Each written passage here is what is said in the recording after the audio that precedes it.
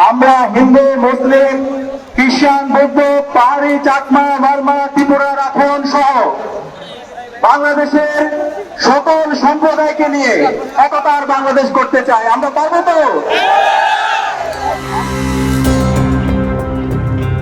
আওয়ামী লীগ সরকার পতনে নেতৃত্ব দেওয়া বৈষম্য বিরোধী ছাত্র আন্দোলনের সামনের সারিতে ছিলেন মোহাম্মদ আবু সাদিক সায়েম। সমন্বয়কদের তালিকায় নাম না থাকলেও তিনি সরব ছিলেন কেন্দ্রীয় সমন্বয়কদের পাশেই। অন্তর্বর্তী সরকার গঠন পরবর্তী সময়ে সরকারের উপদেষ্টাদের সঙ্গে ছিল তার ঘনিষ্ঠতা। ক্যাম্পাসের বিভিন্ন ইস্যু নিয়ে শনিবার দুপুরে ক্যাম্পাসে ক্রিয়াশীল 10টি ছাত্র সংগঠনের সঙ্গে বৈঠক করেন ঢাকা বিশ্ববিদ্যালয়ের উপাচার্য অধ্যাপক ডক্টর নিয়াজ আহমদ খান। সেখানে ইসলামী ছাত্র শিবিরের প্রতিনিধি হিসেবে সাদিক কায়েমকে দেখা যায়। তিনি সেখানে ছাত্র রাজনীতি নিষিদ্ধ না করে এর ব্যাপক সংস্কারের দাবি জানান। বৈঠক শেষে সাংবাদিকদের সঙ্গে আলাপকালে সাদিক কায়েম নিজেকে ইসলামী ছাত্র শিবিরের ঢাকা বিশ্ববিদ্যালয় শাখার সভাপতি বলে পরিচয় দেন। পরে ছাত্র রাজনীতি নিয়ে সামাজিক যোগাযোগ মাধ্যম ফেসবুকে পোস্ট দেন তিনি। এই ঘোষণার পর ঢাকা বিশ্ববিদ্যালয় ক্যাম্পাসে এক যুগেরও বেশি সময় পর সরব উপস্থিতি জানান দিল ইসলামী ছাত্র শিবির। সংগ্রামী জনতা, আপনারা জানেন ফ্যাসিবাদী হাসিনা জুডিশিয়াল কোয়ের মাধ্যমে আমাদের এই সরকারকে অবৈধ ঘোষণা করতে চেয়েছিল, কিন্তু সে ব্যর্থ হয়েছে। কে এই সাদিক কায়েম? সাদিক কায়েম ঢাকা বিশ্ববিদ্যালয়ের রাষ্ট্রবিজ্ঞান বিভাগের 2016-17 সেশনের শিক্ষার্থী ছিলেন। তার বাড়ি খাগড়াছড়ি শহরের বাজার এলাকায়। তার বাবা জেলা শহরের একজন কাপড় ব্যবসায়ী। তার ছোট ভাইও চট্টগ্রাম বিশ্ববিদ্যালয়ের ছাত্র শিবিরের রাজনীতির সঙ্গে সম্পৃক্ত বলে জানা গেছে। ছোটবেলা থেকেই মেধাবী সাদিক খাগড়াছড়ি বাইতুশ শরফ জব্বারিয়া আদর্শ মাদ্রাসা থেকে দাখিল এবং পরবর্তীতে চট্টগ্রামের বাইতুশ শরফ থেকে আলিম পাশ করেন। এরপর ভর্তি হন ঢাকা বিশ্ববিদ্যালয়ের রাষ্ট্রবিজ্ঞান বিভাগে। মেধাবী এই তরুণ স্নাতক ও স্নাতকোত্তর ফলাফলে নিজ বিভাগে তৃতীয় হয়েছিলেন। স্নাতকে তার সিজিপিএ ছিল 3.78, তবে স্নাতকোত্তরে তার সিজিপিএ কত ছিল সেটি জানা সম্ভব হয়নি। সাদিক কায়েম পার্বত্য চট্টগ্রাম ছাত্র সংসদের সাবেক সভাপতি, হিল সোসাইটি সাবেক প্রতিষ্ঠাতা, সেভ ইউথ স্টুডেন্টস এগেইনস্ট ভায়োলেন্সের সাবেক facilitator, Bangladesh youth initiative BOI এর সাবেক সাধারণ সম্পাদক।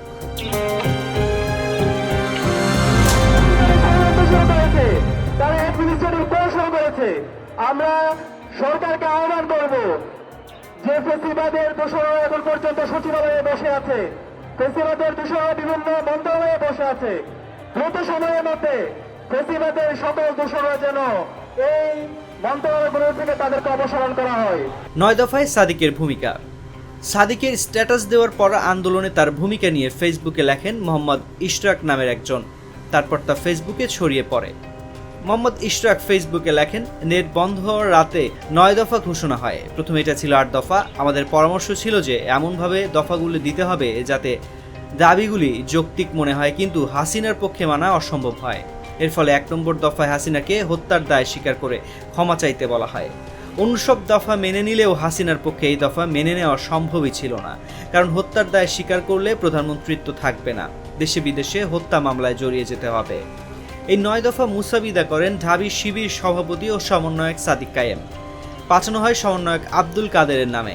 ছাপানোর ব্যবস্থাও শিবির নিজের মেকানিজমে করে। বিন্দুমাত্র ক্রেডিট কিংবা পদের লোভ ছাড়া ঢাবি শিবির নিবৃত্তে কাজ করে গেছে। মুনাফিকি করেছে সাদিক। সাদিককে ফেসবুকে লিখেছেন প্রবাসী সাংবাদিক শাহেদ আলম। তিনি লেখেন, সাদিকের শিবিরের সভাপতি ঘোষণা নিয়ে আমার আপত্তি নেই। আপত্তি যে সে নিজের পরিচয় গোপন রেখে সাধারণ ছাত্রদের সাথে জনতার ইমানের প্রতি বেঈমানি করেছে। সমন্বয়করা অরাজনৈতিক জেনেই তাদের ডাকে সাড়া দিয়েছে সবাই। শিবিরের কারো ডাকে সাড়া দেয়নি। ছাত্রদের মধ্যে বাদবাকি কেউ শিবির থেকে থাকে, তারাও ঘোষণা দিয়ে বের হয়ে যাক। অন্য দলের থাকলেও বের হয়ে যাক। এ ধরনের কাজ মুনাফিকি কাজ কারবার। সাদিক নিজে মুনাফেক, তার পরিচয় গোপন রেখে জামায়াত ও দল হিসেবে জাতির সাথে মুনাফিকি করেছে বলে আমি মনে করি। ছাত্রলীগের ফ্রেশ ইমেজের ছেলে সাদিক। সাদিককে নিয়ে সাংবাদিক আবির হাকিম ফেসবুকে লেখেন, কোভিডের পরে সূর্য সেন হল ছাত্রলীগের এক বড় ভাই একদিন সাদিকের পরিচয় করিয়ে দিয়েছিল।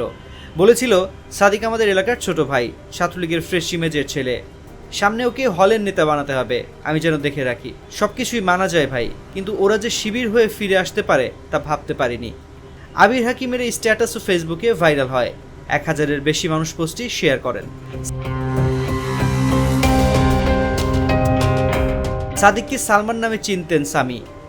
ইসলামী ছাত্র শিবিরের ঢাবি শাখার সভাপতি সাদিক কায়েমকে সালমান নামে চিনতেন প্রবাসী অনুসন্ধানী সাংবাদিক জুলকারনাইন সায়ের খান সামি।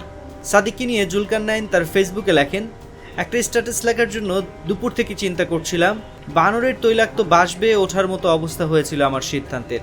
1 ফুট ওঠে তো আবার 2 ফুট স্লিপ করে নিচে নেমে যায়।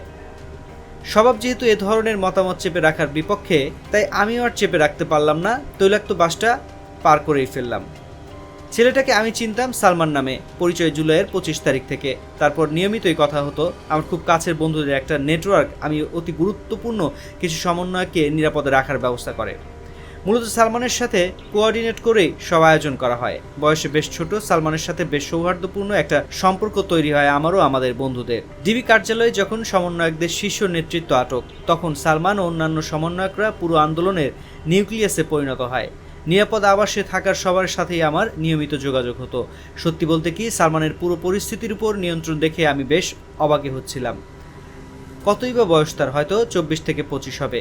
তারপরও এই ছেলে যেভাবে সকল পরিস্থিতিতে আমার বন্ধুদের পরামর্শে ম্যানুভার করেছে এবং আমি অতি গুরুত্বপূর্ণ সব স্ট্র্যাটেজিক সিদ্ধান্ত নিয়েছে, তার নিঃসন্দেহে প্রশংসার দাবিদার।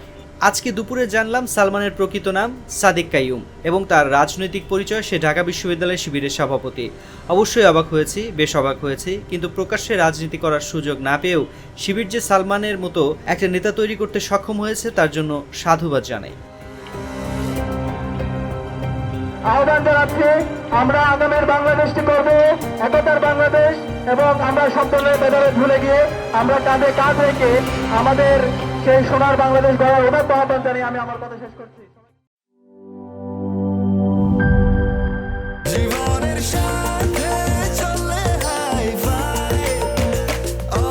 স্বাস্থ্যকর অল টাইম, সব সময় অল টাইম হেলদি লাইফ।